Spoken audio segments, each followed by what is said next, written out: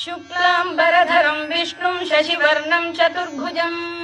प्रसन्नवदनं ध्यायेत् सर्वविघ्नोपशान्तये व्यासं वसिष्ठनप्तारं शक्तेः पौत्रमकल्मषम् पराशरात्मजं वन्दे शुकतातं तपोनिधिं व्यासाय विष्णुरूपाय व्यासरूपाय विष्णवे नमो वै ब्रह्मनिधये वासिष्ठाय नमो नमः